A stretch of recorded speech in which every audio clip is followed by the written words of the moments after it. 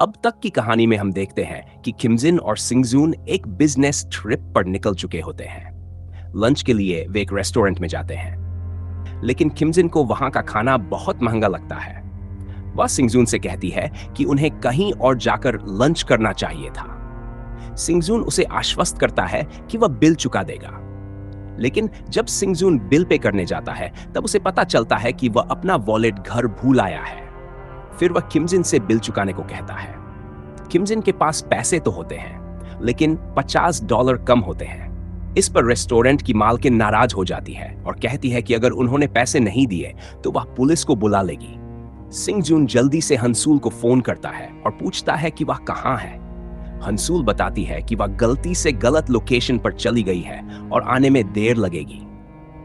किमजिन भी ऑफिस में सबको कॉल करती है, लेकिन कोई उसकी कॉल नहीं उठाता। रेस्टोरेंट की मालकिन कहती है कि अगर उनके पास पैसे नहीं हैं, तो उन्हें काम करके पैसे चुकाने होंगे। सिंगजून और किमजिन मजबूरी में राजी हो जाते हैं। औरत उन्हें कपड़े देती है पहनने को और बताती है कि उन्हें तबेले से गोबर उठाना होगा। यह सुनकर दोनों हैरान रह जाते हैं। सिंगजून कहता है कि वह यह काम नहीं करेगा, लेकिन जब औरत पुलिस बुलाने की धमकी देती है तो उन्हें मजबूरी में गोबर उठाना पड़ता है। पैसे चुकाकर जब वे रेस्टोरेंट से निकलते हैं तो सिंगजून कहता है कि वह किमजिन को उसके पैसे लौटा देगा, लेकिन किमजिन कहती है कि अब इसकी जरूरत नहीं है।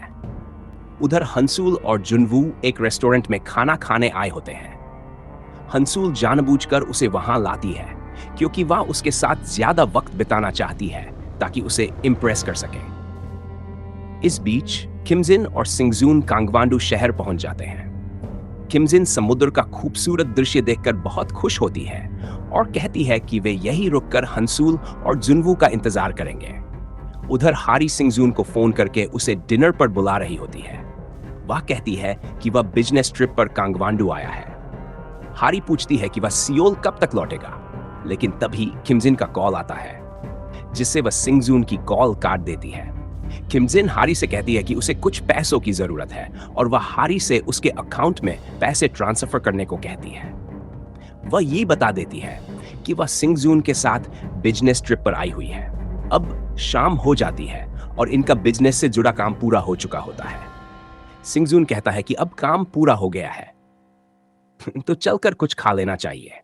फिर वह किमजिन से कहता है कि वह उस दिन बारिश में उसकी मदद के लिए शुक्रगुजार है। असल में उसकी मां की कार एक्सीडेंट में मौत हो गई थी और उस दिन भी बारिश हो रही थी, इसलिए जब भी वह बारिश में बाहर निकलता है तो उसे वो दिन याद आ जाता है और उसकी हालत खराब हो जाती है। किमजिन यह सोचती है कि सिंगजून अब भी वैसा ही है जैसा वह बचपन में था। वह सोचती है कि उसे अब सब कुछ सच बता देना चाहिए क्योंकि ये एक अच्छा मौका है। लेकिन तभी शिनहुक आ जाता है और किमजिन से कहता है कि उसने वादा किया था कि वह उसकी 3 विश पूरी करेगी। वह कहता है कि उसकी पहली विश है कि वह उसे सीललेसनेस खिलाए। किमजिन गुस्से में कहती है कि क्या पागल है जो इतनी दूर सिर्फ सीललेसनेस खाने आया है। फिर वे एक रेस्टोरेंट में खाना खाने चले जाते हैं। यहाँ शिनहुक फिर से सिंगजून की अंडरवियर वाली बात पर मजाक करने लगता है। सिंगजून गुस्से में कहता है कि वह पागल लग रहा है और क्या वह कोई और बात नहीं कर सकता।